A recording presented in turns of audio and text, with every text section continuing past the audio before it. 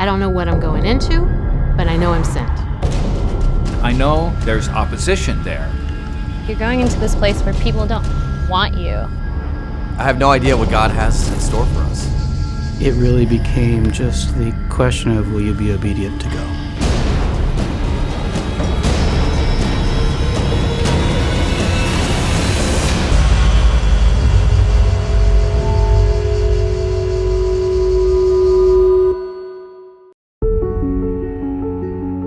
So the area that we're at in Tanzania, it's along the Indian Ocean.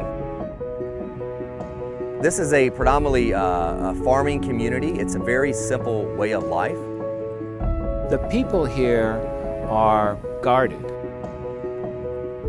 They're a little bit worried because they're supposed to be Muslim and their neighbors are watching them. But I think this is a people that actually want to know the truth. They're curious. They want to know, why did you come all this way? You must have something important to say. We're here to introduce a people who maybe haven't ever heard the story of Jesus for the first time.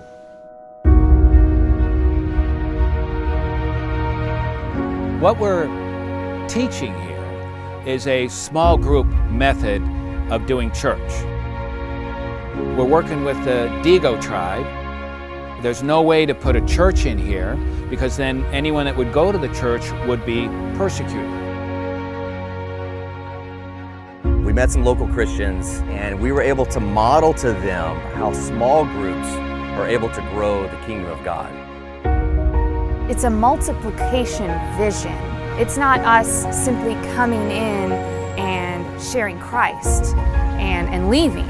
It's taking those people who have just come to know Christ to turn around and then share it with somebody else. Really, the goal of it is to take a step back and just watch them take over and lead. What I really want to see happen is for God to move, because it's not us that does it, it's God.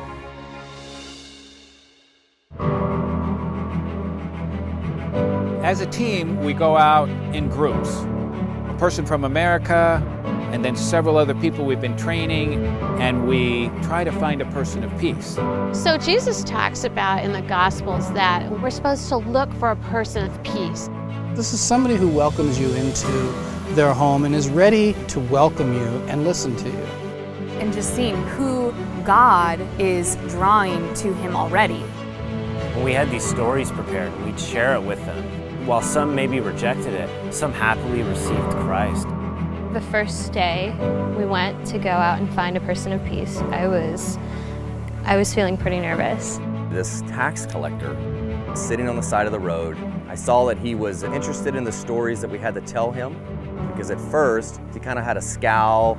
He kind of seemed like he was just upset. I saw a noticeable change on his face, and then you just saw this glow just start to come upon him. And then ultimately, he surrendered to Christ right there on the side of the road in a Muslim area in front of everybody. It's just, only God can do that.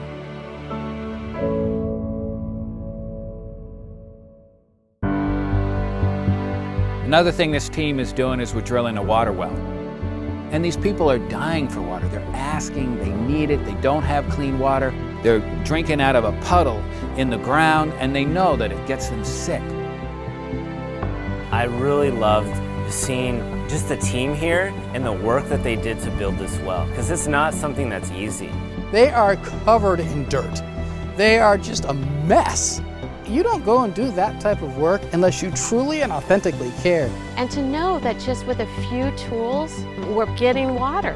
What we're really trying to do is open doors, start relationships through these water wells to bring the love of Jesus in. Ultimately, it's up to him to draw those people. It's just up to us to be obedient.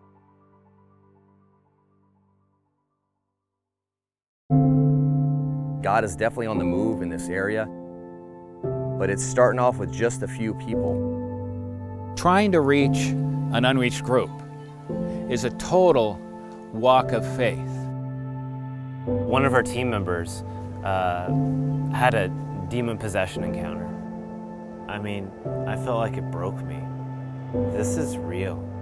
We're not on this earth just for ourselves.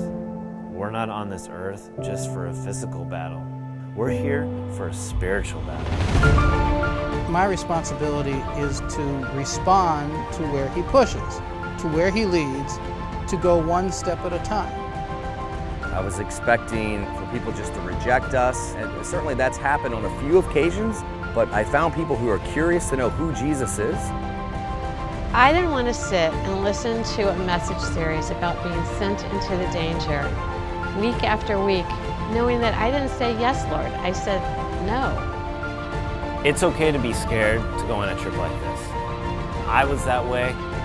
You just have to walk by faith. Acting despite a fear is a true act of worship.